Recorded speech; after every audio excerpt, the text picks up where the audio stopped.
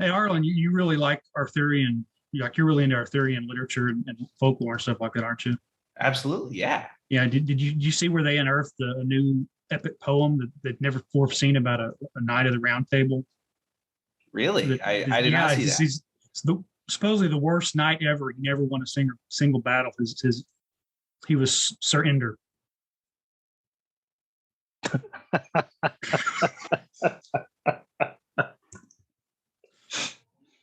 I don't think Arlen appreciated that. He's smiling. He is. No, I like that. That's good. Most unlikely of villains, schools of brain and forepaws. Does it talk? Does it know how? Does it boggle? Does it meow? In the lair of the cerebral bore, has it shown so much more? The legal brains at the door.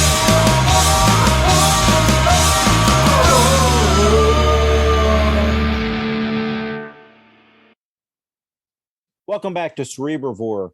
I hope we have a good show for you today. We'll see. It's a little bit of an ad hoc show, but we're going to talk about common player tropes, or at least things that are assumed to be common player tropes. But I think, well, let me introduce the panel really quickly, and then we'll launch in.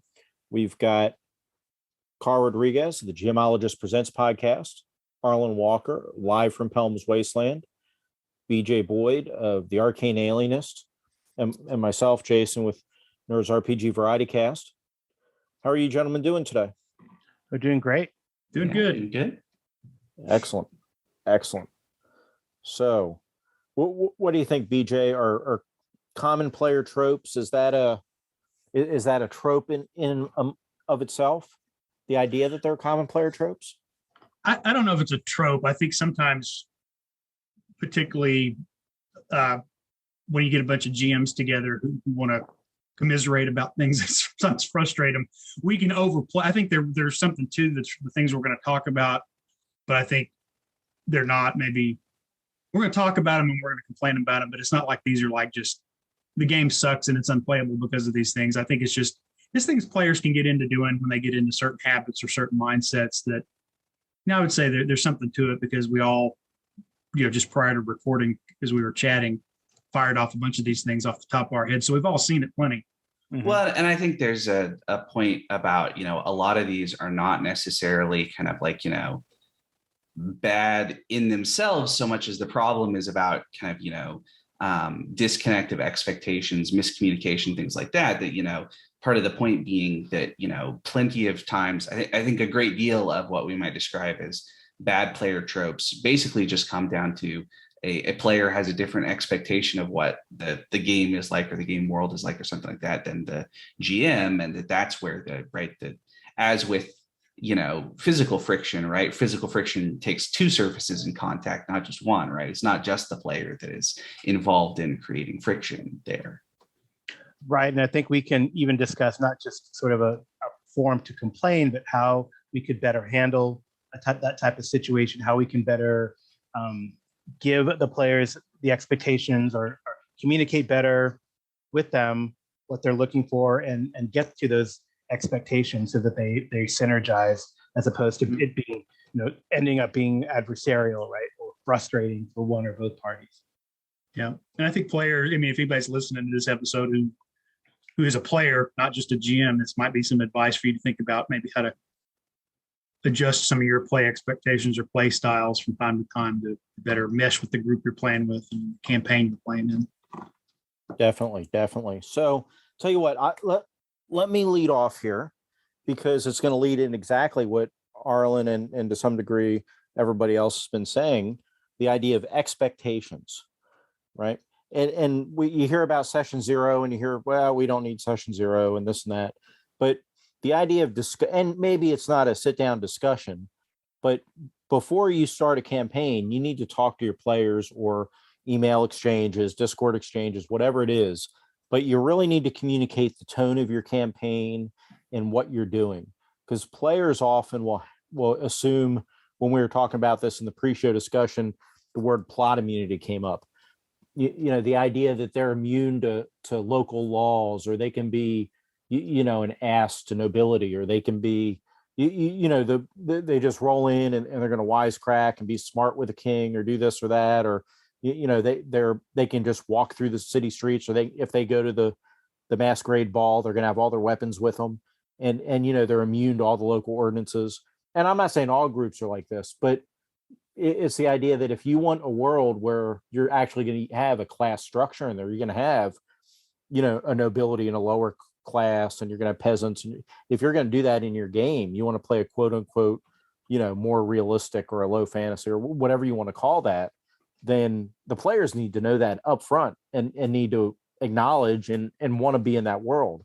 Because if they don't want to play in a game with social structure, with social classes, it's just not going to work. It's going to fall apart almost right away.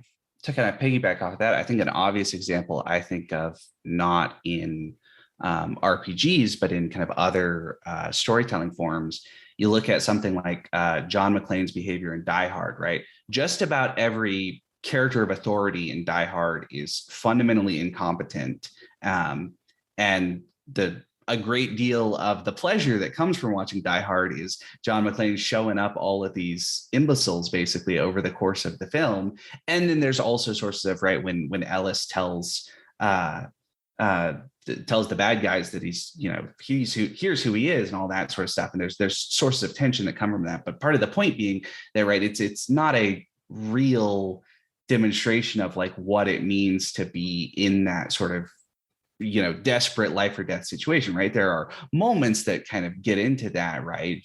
Sequences that really touch on kind of, what John McClane is going through, but it's really not meant to be like a realistic view of here's what it would be like for a police officer who's totally out of their jurisdiction talking to, a federal agency about here's how we're going to, solve the hostage problem and things like that, right? None of that happens in Die Hard is particularly realistic. And if you, nothing wrong with playing in that way, but if you want to embrace this idea of, a more kind of grounded world, right, you kind of have to explain to your players, like, look, you may encounter incompetent, ministers of the king, right, come up against the bureaucracy or things like that, but you can't act like John McClane and just, tell them to their face that they're morons every time that they act incompetent, because that's not the way the real world works, right? Right. If that's what you want to explore in the game. Yeah. So action heroes have, movie heroes have plot immunity. D&D characters still have to pass their saving throws. Yeah. I wonder if maybe, starting in the kind of mid to late 70s, when we started to look in our heroes in TV and movies have become more, if not anti-heroes, at least more irreverent, kind of loose cannon type heroes. You see that with Dirty Harry, you see that with John McClane. It's not implied that he's that way normally, but he is in that situation. Beverly Hills Cop, Lethal Weapon. I mean, we've kind of come through this era of the smart ass hero who can get away with kind of being, as long as he's kind of funny and charming, he can do whatever he wants. And I wonder if that's bled into people's expectations. I'm playing an action hero in this game, so by default everything's an action comedy, and I can act like that, and there's not going to be any significant consequences. Well, and I think there's sort of an element, as I see, of the kind of unmoored nature of a lot of D&D characters, right? That if you look at like the real world, right, most of those D&D characters in like a sort of adventuring company, right, would at least be like members of, a real like established mercenary company, and there's like organization that they have to deal with, and they get hired by a specific kingdom for a specific job, not just, hey, we showed up in town, do you guys have any dungeons nearby that we can loot, sort of thing, right? That very different, and especially if you sort of move beyond that and go into like ideas about feudalism and knighthood and all that, right, the real world kind of comparison of kings recognizing very quickly the problem with having a whole bunch of very militarily capable people hanging out in their zone and not having really any incentive to uphold the peace and stability of the realm, right? That's basically where feudalism comes from. And that I think there is an element of in a lot of D&D games where you're playing the kind of landless adventurers wandering the world, there's an element that comes across of that kind of, you don't have any incentive in kind of, keeping the peace in town beyond the fact that, the town guards might, beat you up or kick you out if you don't. Yeah, definitely. And I think that comes back to the game, right? Initially, not saying you can't play D&D the way Arlen's saying with a feudal system, all that, but D&D started as Wild West, is a Wild West set in vague medieval Europe, right? Effectively, but it's really Wild West when you think about it, the way it's played compared to Chivalry and Sorcerer, Pendragon, right? Something like that. So I think that now that's not necessarily the case with all the newer D&D editions, but that's definitely where the game started without those constraints. But I haven't read the newest edition, so I couldn't speak to that. I don't know. Carl's read, I think, every edition D&D without doubt. So ideas on that, Carl? Yeah, I think all this kind of is a prelude to why players, their hackles get up and they balk at certain things that happen either through the course of their action in an established society, or a railroady plot in a pre-written adventure, right? So this, what BJ and Arlen are speaking to, is why now that the player having all this expectation in their head about being, having plot immunity, being the charming a-hole, right? Then when they break the law and then you try to arrest them with the town guard, then the decision is not to go quietly or, hey, let's talk about it. We're gonna fight our way out of town. I mean, even the meta game, right? These men at arms are 0 level. We cocould take them. Right? Yeah. Well, and even I think one of the really interesting things to me is that there's, if you look at, you don't have to play in a way that is sort of concerned with this idea of, historical verisimilitude. But if you look at a number of the sort of historical situations that D&D, especially today, kind of takes a little more idea of setting from, rather than just being kind of, Wild West in a Tolkien-esque setting, but having some more commitment to the idea of kind of what was the medieval world actually like. Plenty of times there are sort of, I guess you might say, solutions that were come up with by real people to problems you might have in D&D. So one of the classic ones is that there are, in a number of medieval cities, one of the rules was that taverns had to lock their doors at nightfall and couldn't let anybody in or out. And the whole point was basically that, they, sell beer by the quart as the smallest amount you can get. So the point is not necessarily to not let in travelers who are, arriving in town late in. The point is that, they know that people who drink way too much beer get rowdy and end up in fights. But, this way, at least it doesn't spread outside of the tavern, and it's the tavern keeper's problem. Yeah. And I actually think you can do something kind of interesting with that in a D&D setting, right? The idea of a tavern brawl where the doors are full on locked. You can't just try to escape the guard, right? This idea of no, this town understands that when, landless characters who don't have a lot of incentive to keep the peace show up in town, that there's a real danger in letting them, just wander around and cause trouble, right? Yeah. Well, if you're gonna be true to kind of the more medieval mindset, whoever's roof you sleep under when you're a guest in town is obliged for your behavior. So an innkeeper doesn't want troublemakers in the end, because they're going to be held just as responsible for any property damage and injuries, any deaths that occur, because these wandering armed people came in and stirred up trouble.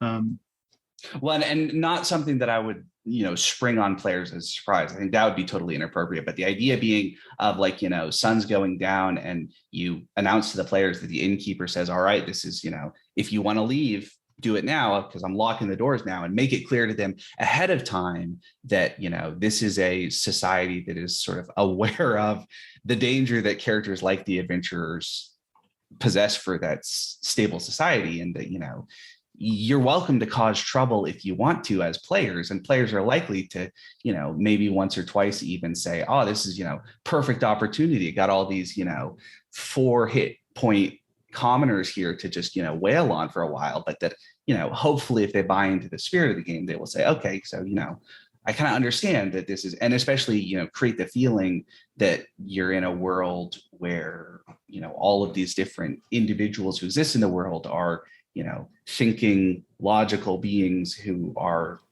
trying to respond to the dangers that they face in this world, rather than just being like, oh, we don't really know what to do about adventures. They show up and wreck the whole town every once in a while. It's like, well, you think that after the first 2 or 3 times, the village would be like, maybe we have the villagers, maybe, we have the adventurers like sleep in the campground, like a mile down by the stream, and not in the village, where if they get rowdy and start tossing torches around, the whole town burns down, right?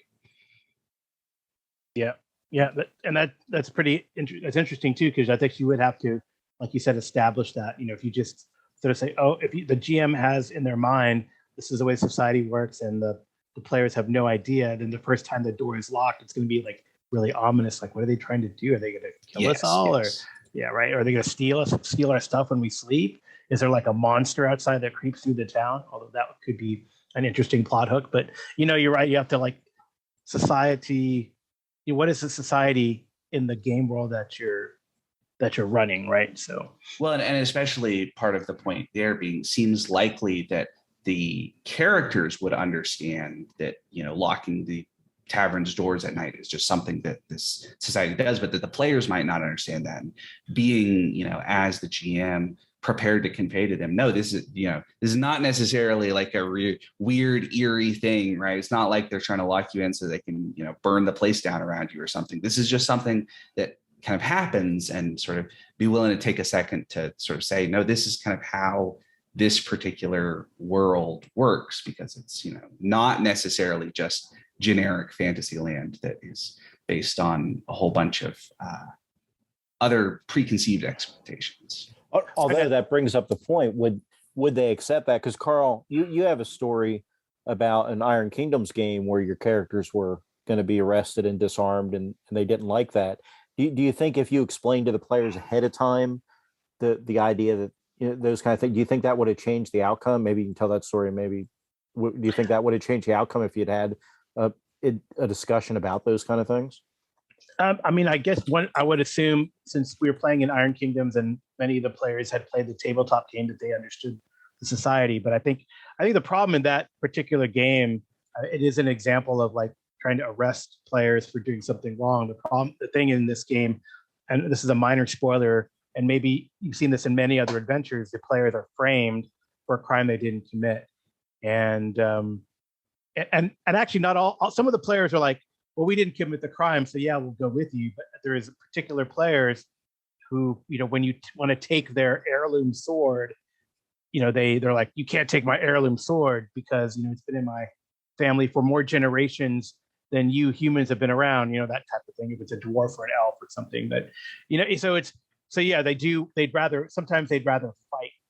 And I think for me, I didn't put that together well, and maybe some of the players were thinking, well, this is still 5e, so it's going to be kind of a Wild West, like the Forgotten Realms, I guess, because I don't know, but I don't think you could do that in Waterdeep either, right? So they're not going to let you. They're not going to let you.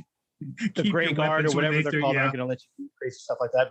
But in contrast, right? So see, that's what's interesting, is in contrast in the Warhammer fantasy world, where I think the players have understand there's this kind of Renaissance-like society, medieval world, that when something like, there is this big riot that took place at a market, and at the end of it probably worked also that at the end of the session kind of fade to black. So that's a good trick, actually, by the way. If you kind of make this cliffhanger, you just fade to black, and then you pick up, so the players don't have a chance to really argue with you. This is what happens, and you fade to black, and now you're in the courtroom. And that's kind of what the Warhammer Fantasy adventure that we ran is in the starter set. It's actually a very good adventure. And yes, it's a little railroady, but you tell the players ahead of time, hey, the rule of law applies. And then, there's this big,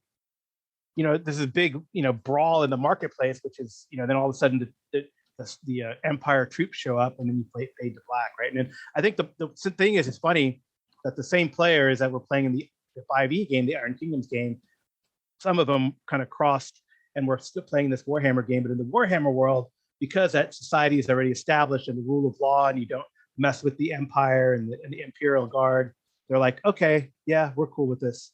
But maybe they're not knowing, what the consequences could be in the Iron Kingdoms 5e game. That might be the difference, right? And you're accusing them of a crime they didn't commit. So of course that also, and that's a problem I think in the game design, right? Honestly, but you're right. You put players, they don't like. I definitely think they don't like to get captured, and they don't like to give up their stuff. Well, and that's, if you look at some of the older written modules or source books, I'm thinking in particular, I can't remember if they say this about the keep and people on the Borderlands. They might, but I know like Threshold, which is oftentimes in BX and in the Star, kind of the default starting point. When they describe Threshold, they talk about you can't walk around in heavy armor.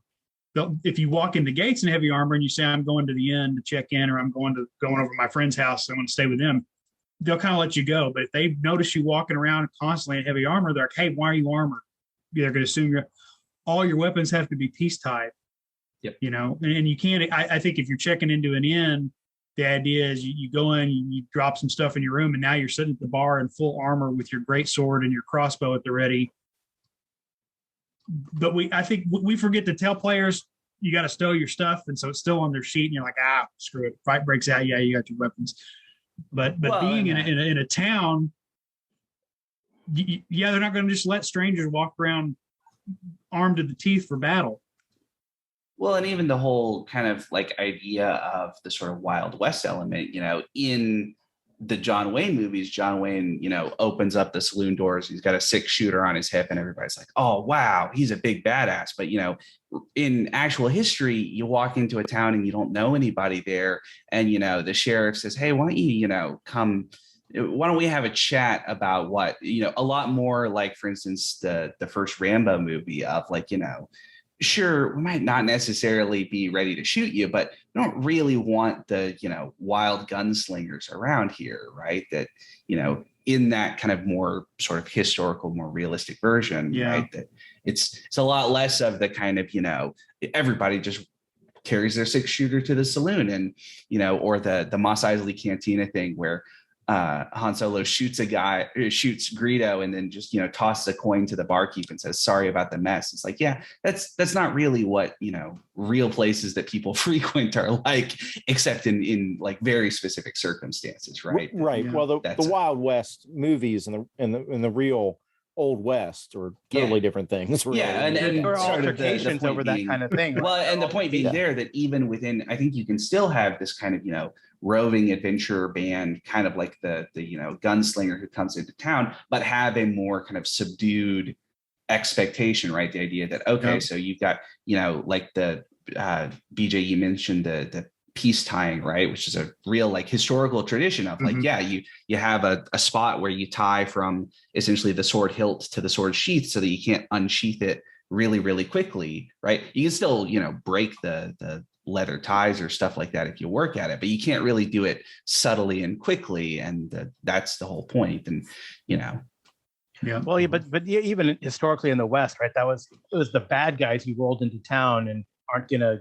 give up their weapons, or when you kind of right they're and then the marshal or the sheriff has to go deal with them, right? So if you kind of unless you're established to your players that you're going to be you're going to be like the Dalton gang or the James Younger gang. I often think of it as I remember it was one time a trip in Germany and another time a trip in Italy, seeing basically in Italy they're the Carabinieri, and they're technically part of the military, but in Germany I think they were just police officers, but basically in like body armor with assault rifles across their chest, and being like, holy shit, that's not what police look like where I'm used to, right? That, being a high schooler and being like, no, police officers wear like a cloth uniform and might have like Kevlar underneath the cloth, but not like visible plate carriers and assault rifles, right? And the point being that kind of sense of,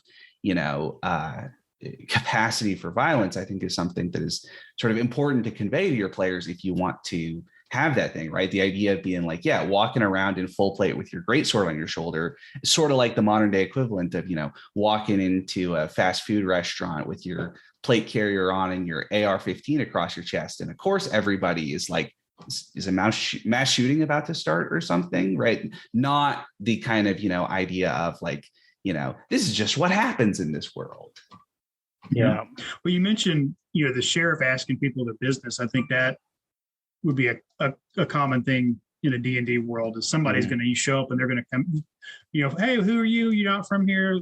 Where are you staying? And it's not, that's just one, it's checking, it's about the security of the community, but it's also just about, we have a visitor. We want to show them some hospitality. If I know where you're going, I can point you to an inn. And I'm kind of contrasted now, because the first thing when you said that I thought of is there are no constitutional auditors with a video camera in a D&D world where it's like, I don't have to tell you my business. That's a violation of privacy. Yeah. I mean, I know. I wonder how will play. I guess it depends on how the GM approaches that, right? Are they going to come up and, is the sheriff or marshal or sergeant of the guard, corrupt and a bully, and that could be a plot in and of itself, right? It's a community that's under an oppressive regime versus, hey, how's it going? Well, and then when you say, what are you doing here? And who are you from? And, oh, the best tavern and inn is over here, and the best inn is over here, right? Yeah. So more helpful and accommodating, as opposed to, who the hell are you? Get out of my town. Let me take your stuff if you don't leave, right? Well, and I think that's a classic. That's also an element of what I see as training the players sounds very kind of manipulative, but I think there is an element of the way that, especially in a longer game, right, when you're not talking about like a one shot with people you haven't ever played with before, right, the players start to have expectations about the game based on what has happened before, right? And if every village that they go to has a corrupt village headman who is basically are you carrying any gold on you today? And, where are you going to stay, in which room? And, basically the cartoonishly villainous characters, the players will probably stop telling their business to the people who ask them about their business in the villages, because they've learned that that's not acceptable. Even if, for instance, you as the GM want to have a situation where they do tell that, right? Maybe there's a village where there's, they need information from the villagers. And if every time they talk to the villagers, they feel like it, makes them vulnerable, unlikely to do that, right? Yeah. Well, that also closes off a lot of RP opportunities when you get players in a mindset about doing that, because that's an opportunity then for them to be sitting around a campfire, or in a tavern, or as a guest at someone's dinner, and being able to talk about the history of their character, their backstory, their motivation, how they became adventurers, how they befriended their comrades, recount their mighty deeds of the past. Mm-hmm. And when you treat every NPC that comes up and talks to you like some kind of nosy, spy who's got ulterior motives, then you close off a lot of the role-playing opportunities you get to use your characters for. 100%. And that kind of goes into the whole motivations and morale thing, right? And I know Arlen, before we started this in the pre-chat, you were talking about morale, and how maybe morale needs to almost be applied to PCs in some cases, right? Well, I don't necessarily. So I think you could do morale to PCs. I think what I would say morale to PCs shouldn't be, or I think it would be a lot less fun as, like, I think about like cause fear spells in older editions, or terror or whatever else, that it's like, oh, you have to run away for, however long or something like that. And especially, I think one of the big things, having played a PC who had that happen to him, one of my realizations was, okay, so, my frontline fighter who has to spend, basically 2 rounds running away from the bad guys and then 2 rounds running back, means that there's 4 rounds of the party not getting my, capacity to hold the line.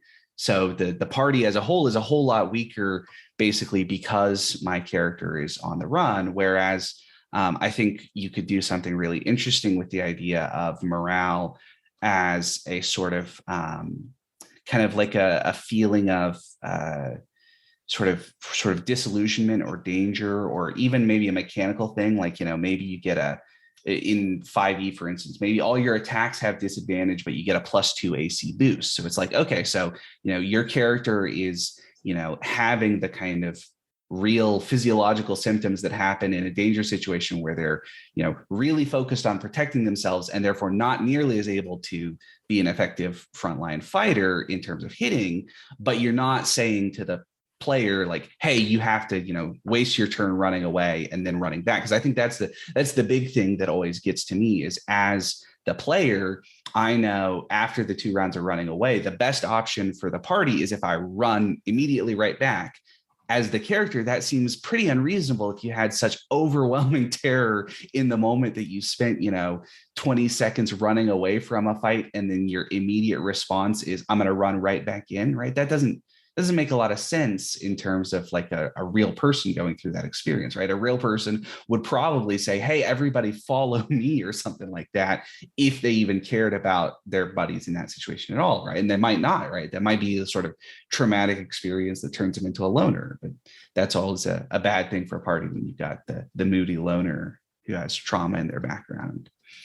Yeah, but and that's interesting. So it's kind of like a coolness under fire mechanic where you can drop prone, defend yourself, look for cover, but you don't really want to engage or fight. You could probably apply that, to a melee situation where, like as you say, you're kind of feel weird about fighting because there is some sort of something going on with your capacity to fight, but you can still defend yourself. Right? You're always and especially it goes to like that fight or flight type of, you can still always defend yourself. Right? Well, and I think that's that in relation sort of to like cover and suppression in games, and we talked about this before. This idea that the reason that like covering fire and suppression fire work is not because the sergeant says, hey, private, set your assault rifle to covering fire mode and apply some to hit penalties to the bad guys while I move around cover, right? The point is that the people who are getting shot at don't want to get shot, and so they keep their heads down while bullets are flying, right? And that in particular, I think the big advantage of this kind of approach is that you make it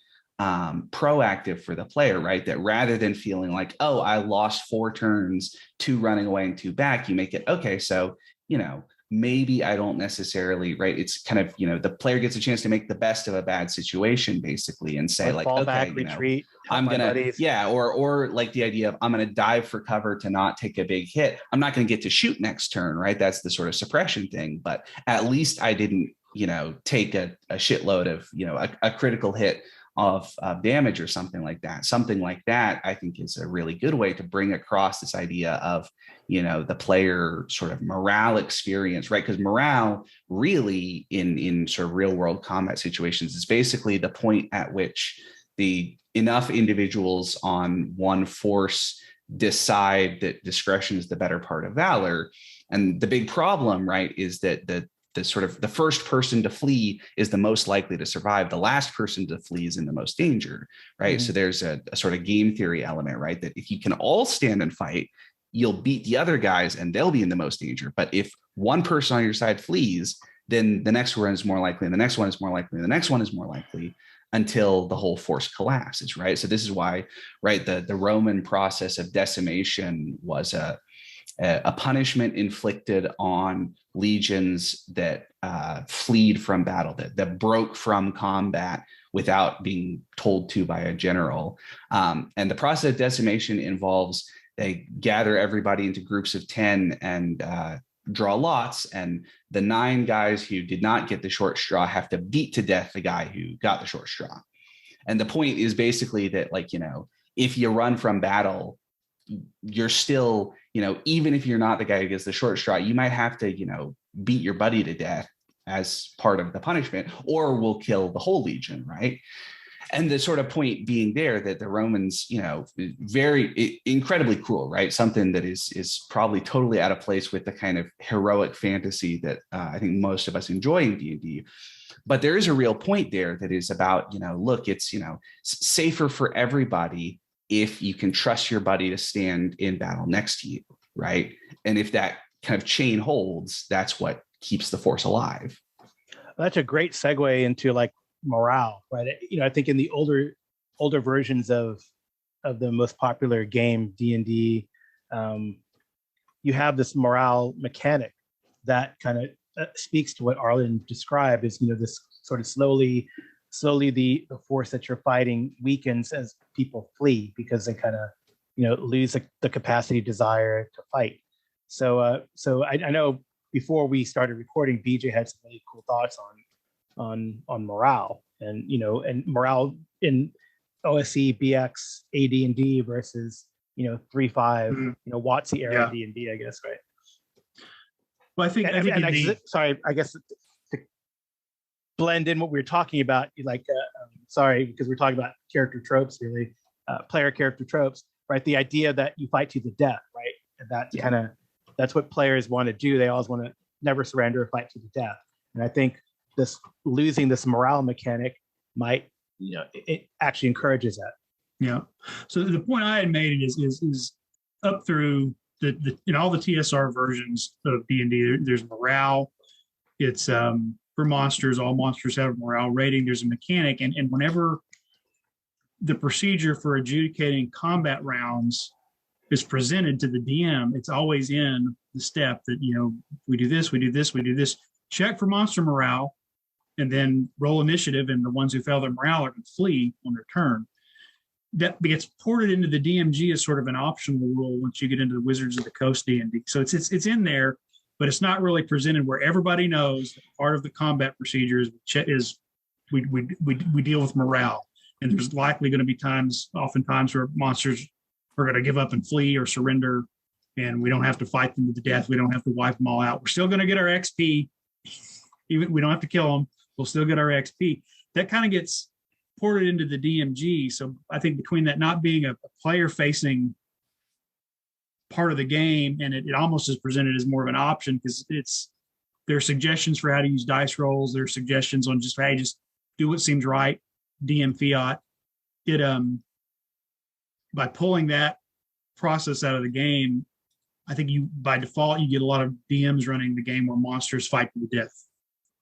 Well, in a lot of adventures too, I would say, I know Joe Richter is going to call in and say that's not true, but honestly, when I read a lot of Pathfinder modules, it seems like every single creature fights to the death. I mean, it's understandable. It's about mindless skeletons and zombies or undead or whatever, creature. Yeah. But even a demon is going to flee if it's getting its ass handed to it, right? It's going to. Well, and I think there's some interesting kind of things that sort of come out of that. One of the big points, I think, that part of the big thing is that, right, players fighting to the death, I think, often has to do exactly with what I was sort of talking about, of the force is better off if everybody stays in the fight, and that the players sort of recognize that, if the monsters aren't going to flee, if we flee, we're going to be in trouble, right? We're going to be the side that has broken morale. And if the monsters, right, if there's no structure for like the players saying, okay, so, we know that the monsters have a chance of fleeing. We know that they might flee. We know that they're close to fleeing or something like that, right? That the players are likely to say, better to take our odds together than to have our side retreat or rout and end up in danger. I also think there's what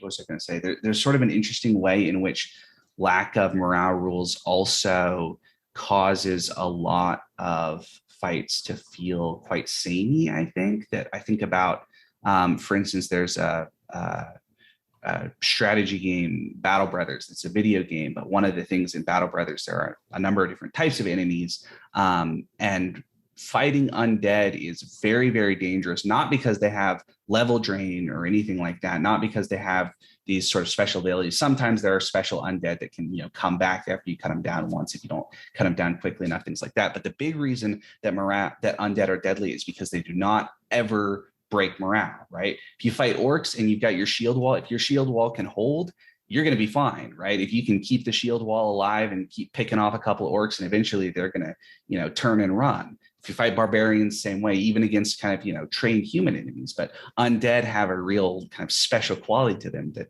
individually they are not necessarily that deadly, right? The orcs hit a lot harder, kind of soldier per soldier, but the undead are very, very dangerous precisely because you cannot fight them in the way that you fight all these other things, because they're mindless and they will never break. And I think that's a thing that if you have all the monsters fight to the death, right? The mindless undead that won't break don't seem like a kind of special terror, right? Which I think is kind of unfortunate, because there is something really, I think, fascinating and wonderful about the kind of sequence that happens in Battle Brothers when, you've been fighting, you fight the wolves in the forest and, you shoot one of them and the rest of them flee, things like that. And it's like, okay, so kind of understand how to take these fights. And then you start fighting the undead and you're like, okay, I've killed half of them and the other half are just going to keep coming apparently. And it's like, oh shit, this is very different than right. And your real world parallels, you look at World War II, the Japanese would fix bayonets and bayonet charge.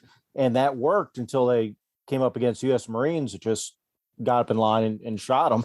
Shot them down. If you have the whole line ready to receive the charge, you can stop it. But if the line breaks, well, and even, historically, that's the way that bayonet charges worked for a long time beforehand, right? That the whole point of fixed bayonets, like in Napoleonic era, was basically, we've traded shots for a little while. We think that they're going to break before that we actually close with them with bayonets. Because if they stand and fight, we're in serious trouble because we've been, charging across the field and they've been getting to stand there and shoot at us. But we think that the sight of, a whole bunch of angry Frenchmen with bayoneted rifles is going to be enough to have them, run off the field instead of standing and fighting, basically. Right.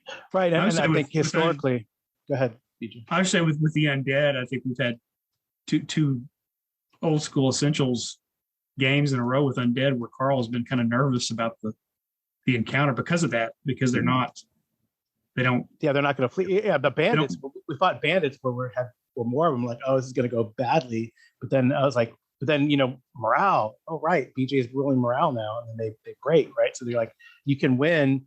If you hit the enemy hard, you can break them and win. You kind of like a charge at the flank, right? That was kind of like the relationship between fire and shock, right? The idea being you use fire to set them up for the shock that breaks the formation, right? And that's what really kind of does it, right? It's not necessarily about shooting, killing the one to the last man, like right? Destroying a unit to the last man. They usually break with war. I mean, rare is it historically where even contentious battles where the opposing sides hate each other. Say like Towton, right? It ended up being a rout because the morale broke for one side or the other. It wasn't like the Lancastrians stood and fought to the last man in formation. They just ran away and got cut down. Like the whole reason that Hannibal's victory at Cannae is so unprecedentedly historical is basically because he surrounded the Roman forces, and so they didn't have anywhere to go. Right? That the story, according to I think it's in Polybius, it's definitely in Livy, that the Roman ranks were so compressed that men were dying and unable to fall over because they were, pressed up against their buddies. And the whole point being that, rather than, Hannibal losing, 10% of his troops and the Roman force opposing him losing 30% of their troops, Hannibal lost 20%, but the Romans lost 80% of their forces because they didn't have anywhere to go, right? And that's basically, in the ancient world, that's how you destroy an army. Because even, you talk about the idea of you're right, Pyrrhus of Epirus is famously the one who said, another such victory and my army will be undone, right? Part of his point was not that he lost 80% of his guys, but still won. He, had a fairly successful victory, but that he didn't, have enough resources left to capitalize on the victory is the whole point of this sort of Pyrrhic victory that he, I was going to point out one other aspect of game design that Carl's talking about. I'm remembering that's where you guys kind of got the drop on the bandits and they broke and fled. Is another thing that affects player behavior in terms of game design. In that is that when players get the idea they're only going to get their XP by killing all the monsters.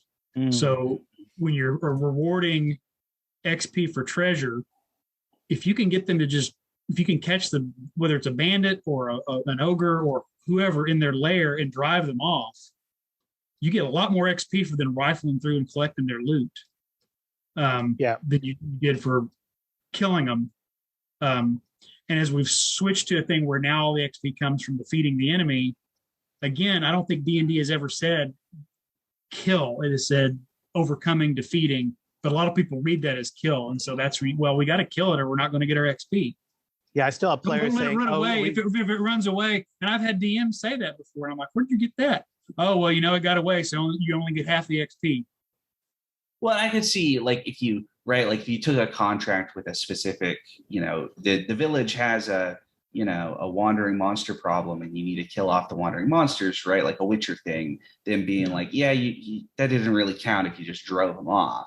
But I think the sort of general concept of like, and especially I think the other thing is the way that sort of player behavior and NPC behavior end up kind of synchronizing that, if the players behave in the bloodthirsty way of, oh, well, we got to, shoot them down while they're running because that's how you get XP, then it makes perfect sense for the NPCs to behave in the same way, or for the players at least to expect that if they ever end up in a similar situation, Right. that's how the NPCs will behave. And that therefore the players are like, well, why would we ever run? We'll just die tired, right? That's the sort of...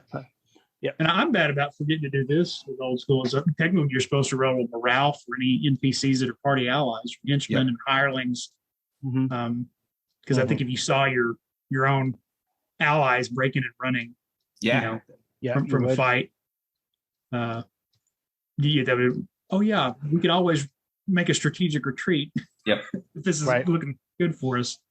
Well, and it's the same way as I think another kind of element that I see of sort of NPC and PC behaviors kind of synchronizing is that, if you're in a dungeon crawl sort of setup and you come across like a monster lair, the PCs come across a monster lair and they try to retreat and the monster goes after them, PCs will stop retreating from places. Whereas if they, fight the monster and like, we're pretty seriously outclassed, let's just go out of the monster's lair. And the monster says, basically the way that like a wild animal would have, like, now that they're out of there, I don't necessarily need to, unless they're an elephant and can remember what they did, that they're not going to take vengeance on them, right? Because they're just an animal. And the point being that then the players start to understand, okay, so this is kind of how this world works, right? That it's okay to explore. And especially I think one of the kind of classic elements of that is if you teach the players essentially about kind of ways to survive dangerous situations, then they stop being nearly so kind of desperately paranoid about everything, right? That if you're, if they understand that if they wander into a monster's lair in a dungeon, they just, they can actually just, run for the exit as fast as possible and not be chased down by the monster probably, then they're going to be a lot less likely to be, kind of constantly, let's spend an hour talking about whether we want to open up this door or not, sort of thing. And like, that you end up with, in my opinion, a sort of more fun game at the table that emphasizes this kind of, adventure aspect in a way that I think sometimes the kind of brutal nature of it's kind of an odd thing, I think, because in a lot of ways, the old school games, right, are often talked about as being, brutal, that, you just die at 0 hit points, or, you might run into things that are way beyond your level, things like that. But there's also a way that, plenty of the new school, it's certainly not impossible to kill 5e characters the way that some people think it is. Not even that difficult. I've done it.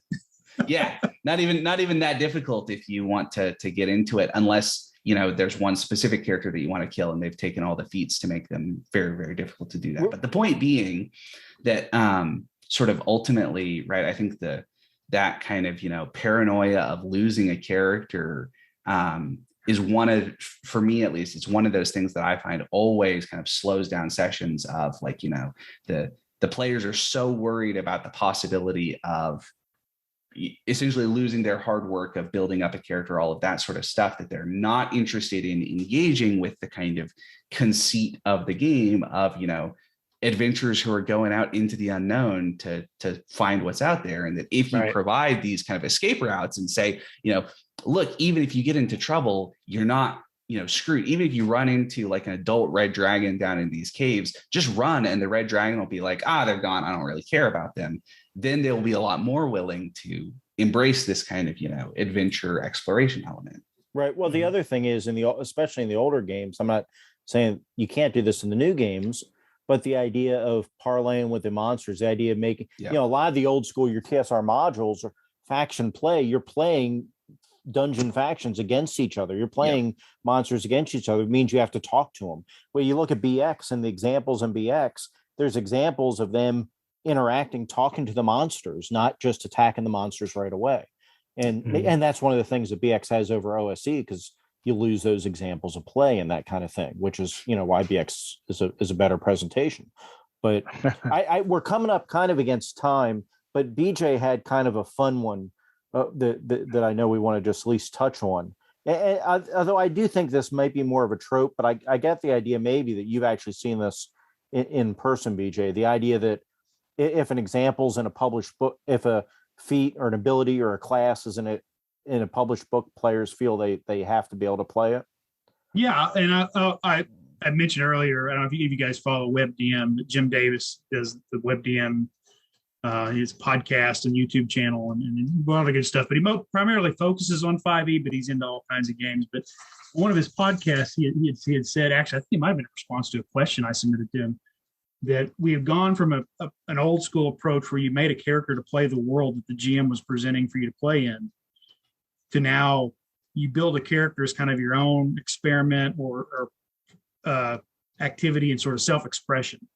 And so we've seen people are more apt now to want to come with a pre-made character they came up with without really talking to the DM or the other players about what world are we playing in, what's the party composition look like, and all that kind of stuff. And so you can get some sort of misfit. But the other thing, and I think we see this, I can back up and start. Go ahead. I'll mix it together. Okay. So I think this kind of started in third edition when we had a lot of ability to get online and talk to other players. And there's sort of the era of the character build. And can I make a cool character build? Or what's this interesting character build? And we're talking about a package of stats and abilities and things like that. So people start building these characters in their spare time or comparing them with their friends. How would I build this? How would I build that? And people naturally want to import that into the game. At the same time, Wizards of the Coast's approach has been to make a lot of content very player-facing. You get a player's handbook with much more detail about how the game works. I mean, you couldn't play D&D without the DMG and AD&D because you could build a character, but you had no idea how to make attacks or saving throws because that was all in the DMG. Now that we've gotten to where that's all in the player's handbook and the players know how the mechanics work and all that stuff, but it sort of created an idea that if this has been published in a player-oriented material, I kind of by default have I don't want to say a right, but there's a sense of the DM maybe the DM shouldn't remove these things or shouldn't deny these things, even if it's a part of their world building to sort of present a certain mood or a certain tone or a certain type of setting. And players will be, you go on online discussions and then be like, there are no high elves in my world. And you'll immediately get bombarded by at least a half dozen people who, when you're a terrible DM, why would you not have high elves in your world? What if I want to play a high elf? Play a wood elf, dude. I don't know.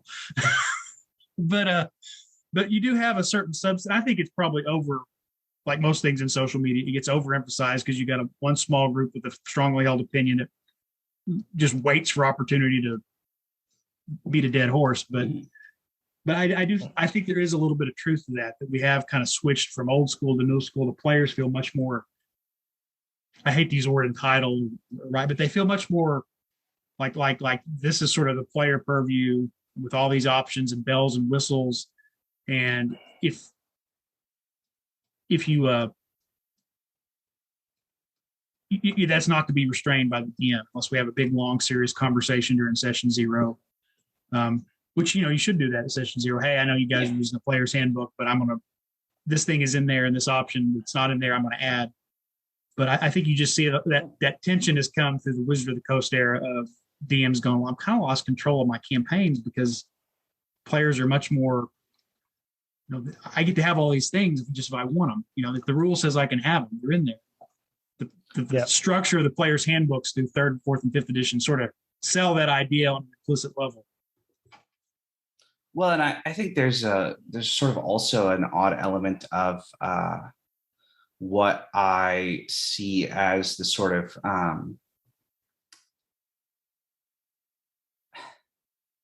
there's a way in which the some of the games talking about the idea of a character as like a personal expression element, that I actually think that a number of the sort of, especially kind of the sort of more story games oriented things that are sort of almost deliberately built to do that in some ways respond to this in clever ways where it's, sometimes there is not like a whole, here's the list of feats you can choose from. If you talk about like, I've been rereading Fate recently, but like in Fate Core and Condensed and Accelerated, some of the sort of world books will have like, here's a list of stunts that are sort of ideas, but the core books basically say, here's how it works, but we leave it to kind of, you and the player and the GM to figure out something that will work for the group and the game that is going to be played, and really put the onus on that kind of session zero type discussion. And I think that's an interesting way that there's a sort of, I think that a lot of the stuff about kind of sort of 5e expectations, really one of the big things that I think goes on a lot is that part of it is because 5e has kind of grown the scale of the hobby so much, not necessarily just because of 5e as a game, but there's a lot of, right, Critical Role has been really big. Wizards spends lots of money on marketing things, but even like, I remember I was in one of the bookstores in Austin is Book People, and they have one section that is called RPGs, and it has the Art and Arcana book that's a bunch of old D&D art, and a couple of copies of all of the different 5th edition books. And it's, nothing else related to RPGs. It's called RPGs, but it's just D&D, right? But the point being, it's a regular bookstore carrying, or the idea of like, for a while you could only get the Essentials kit at Target and things like that. The sort of point being, I think there are a lot of people who have come into the hobby with, especially often, if you talk about the difference between somebody who like started playing in the 80s versus somebody who starts playing, a year and a half ago, right? You have 40 years of expectations that have been developed in one person, and a year and a half of expectations that have been developed in another person, in hobbies that, are not necessarily totally unrelated, right? There's definitely a sort of genealogical relationship between what D&D was like in the 80s and what it's like now.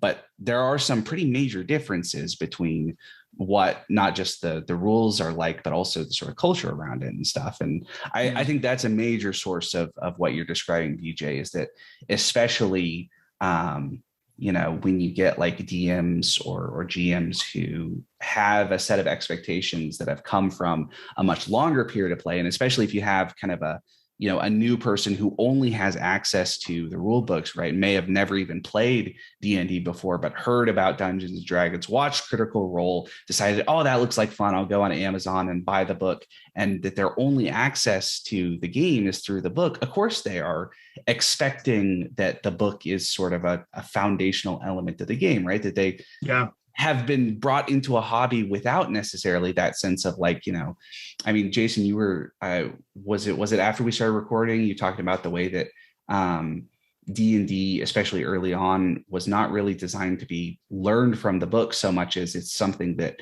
you're taught by somebody else and you have the book to reference. Well, I think that was pre-discussion. I think that was but I think the point being that it is a fairly different concept, right? When you get to the idea of like the 5th edition book, and the idea is you can, sit down and read the player handbook and understand everything you need to know to play, versus a, like BX, where it's like, okay, so you can kind of figure it out, but the real expectation seems to be more that you will, learn from somebody who already kind of knows the game, and that it's not it's not here's the book and here's what it says and here's how all this stuff works, but it's kind of like in A Few Good Men when he says, can you show me in the field manual where it talks about Code Red, right? No, that's the culture of the Marine Corps, not the written regulations of the Marine Corps. And I think that's a good point to wrap up, because we're up against our time hack here. Thank you, gentlemen, for joining this conversation. Really appreciate it. I know we didn't get to do everything. Maybe we'll do part 2 of this at some point, right? Or we can pick up on some of these themes, but I know we have a hard stop for some of the panel members. So I really do appreciate you taking the time, folks. If you have any comments, any thoughts on the things we discussed, you can call them into Cerebrivore. You can use the Anchor app. You can go to the Cerebrivore website, leave a message there. We'll play it on the air. You can send an email to cerebrivore@gmail.com. If you attach an audio file to it, we'll play it on the show. If you're watching us on YouTube, you can leave comments in the YouTube channel. You can find all of our hosts on various Discords There are links to all the individual shows in the show notes. We'd love to hear from you. Please reach out to us, and we'll talk to you again soon. Bye. A Nerd Central broadcast, Cerebral podcast. Let's savor all the flavors from the sign of Capstrong. All styles and pods past, Cerebral podcast. You're counting down your last as you admire them all. Something's brain teeth, pursue escaping the brain. Baby, what I mean is this machine's a fake. And from what I understand, that's what it don't look now, the Cerebral is coming, and all that's left is the crying and the running. You can bring it, you can hide, I'll think above in any order. Just another brain where we go toss running for the border. Just a snack like a one. Can I stutter? Here and here. Always printed buzz. You can eat on a billion, and his customers never say it. Wasn't savoring the flavor of the movies it created.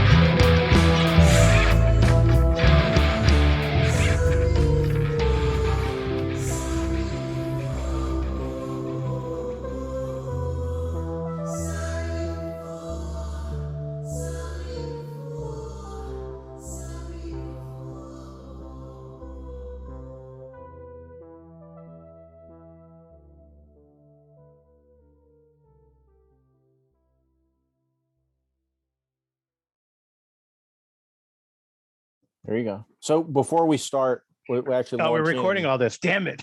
Yeah, we are recording. I'm not gonna. Stop I'm it. gonna cut, I'll cut it out. Restart the recording. Jason, I got to get a blackmail notice from Jason in the mail. Well, If you don't want me to email, if you don't want me to send this to Vector, Okay. That's right. send me I all don't know. your your Conan D20 Are we stuff. talking about? We're talking about morale, surrendering, getting captured, fighting Yeah. to death, that kind of stuff. Okay, I Yeah, I got wanna I make got sure- a dad joke formulated in my head. I think. Good. We'll open with that, but